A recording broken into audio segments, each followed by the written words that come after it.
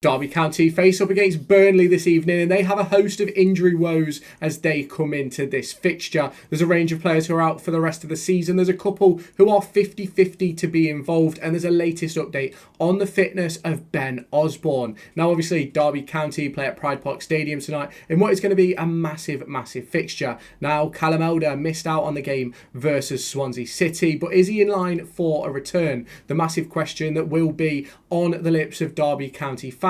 Now, obviously, heading into that game, Callum Elder had been playing through a bit of the pain barrier, and he went on to do that in the game versus Preston North End after taking a massive knock after just 5 minutes. Callum Elder went on to play the entire game and was a massive reason why Derby County went on to secure victory. Now, he wasn't in the squad for the game versus Swansea City as he had a knock to his knee, which was as a result of that challenge in the 5th minute versus Preston North End, and he is 50-50 to return tonight, and it's going to be interesting to see if he does. Now, Callum Elder, just like Sondre Langas, just like a few of the other players, are playing through knocks at the moment to get Derby County through to the end of the season, over the line and in the Championship. Now, the big question will be when talking about Callum Elder is his importance down that left-hand side. Obviously, we had Craig Forsyth there versus Swansea City, but ultimately he's not quite got the legs that Callum Elder has to be able to get up and down with the pace and stay with the flow of the game. And ultimately, is that one of the reasons Derby County conceded the goal, with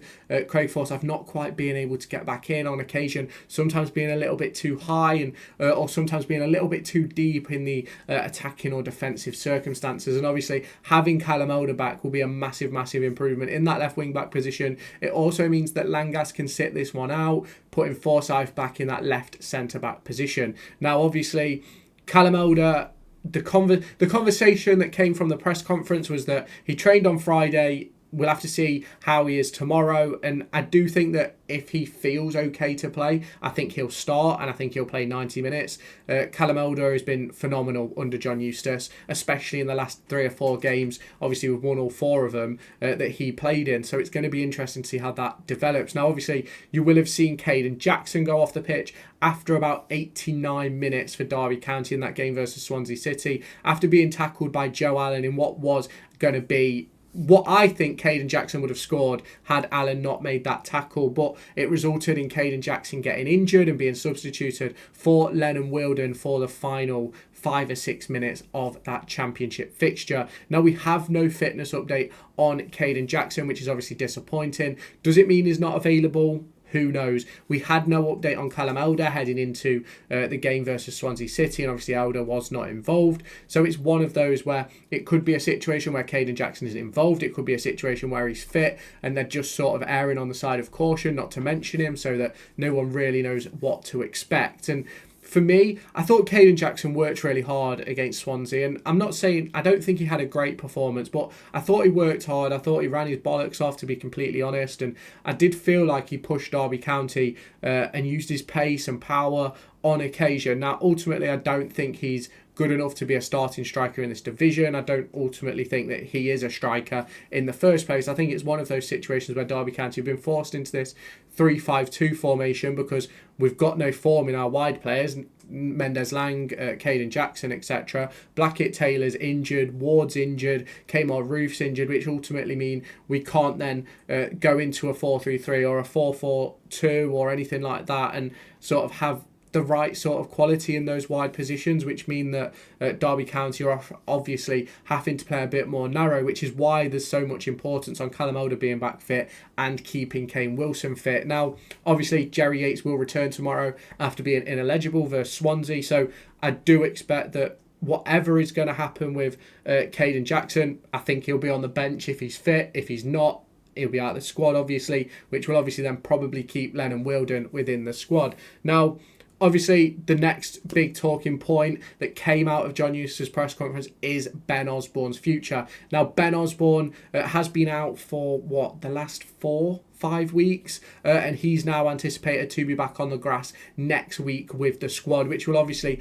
add another senior experience head to Derby County's squad, which is going to be massive heading into the final few games of the season. Now, obviously, when we talk about Ben Osborne, I think we can all agree he's not had the greatest of seasons, and I do ultimately believe that him getting injured when he got injured was massive for Derby. I'm not saying that he shouldn't be playing, or he wouldn't be playing, or he wouldn't have been able to help Derby County get results over the course of the last few. But I think with him getting injured, it forced Harrison Armstrong into the team. It forced Callum Elder back in at left back, left wing back, and I think it really changed the dynamic of not just the midfield but also the back line, with bringing in Forsyth into a back three and Callum Elder playing as that left wing back. And I think that has been massively important for Derby County going forward. Now, there was a question asked by Ed Dawes regarding the fitness of Dejon Brown, where John Eustace did confirm that Dejon Brown will be out for the rest of the season. Now, we had been made aware earlier on in the season, because I think he picked up the injury when Paul Warne was still in charge,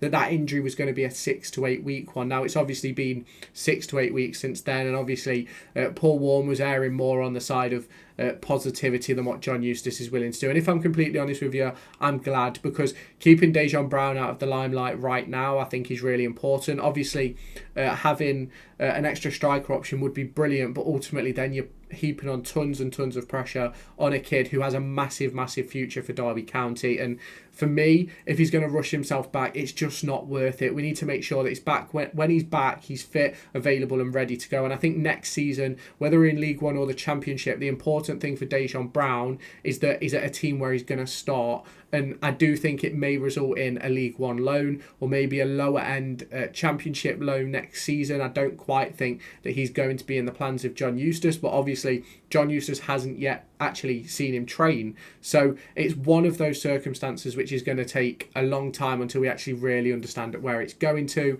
Now, obviously, for the rest of the players who are out, obviously you've already got Curtis Nelson, David Ozo, Lars Jorgen Selvesson and Joe Ward, who are all confirmed to be out until the end of the season. You've then got Ryan Niambi has been added to that list as well. You've then obviously got Kayden Jackson, who hasn't been involved for a few weeks now, picked up an injury which was to keep him out for 4 to 6 weeks, and he is still a couple of weeks away. It'll be interesting if when he does get back, if he is even involved or in the squad at all. It's going to be a difficult circumstance for Kayden Jackson. Obviously came in and we did sort of hope that it'd have sort of a Dwight Gale effect, score a couple of goals, but I think we all anticipated that he may get injured, given that Derby County's history of injuries this season. It just felt like a difficult moment for him. Now, obviously, we've seen the signings of Eric Peters and Jeff Hendrick.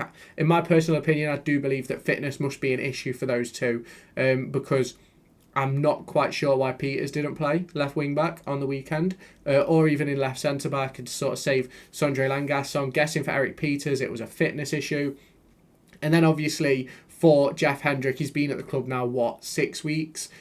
Still hasn't played a moment of football. So it'll be interesting to see if he does actually get on the field at some point over the course of the next few weeks. And I do hope he does before the end of the season, because Jeff Hendrick is a player who I loved when he was at Derby County before. I know a lot of people weren't happy when he left and things like that. Ultimately, I never had a problem with it. I've never got a problem with anybody who moves to a club in a higher division than what we're in. That's always my personal opinion. If they go up a division, you let them off. If they stay in the same division, then it's just a little bit of a shitty circumstance. But Jeff Hendrick still hasn't played. I'm hoping that he's fit and available and they're in a position to step up if needs be. But obviously at this present moment in time, we don't know what the situation is with him.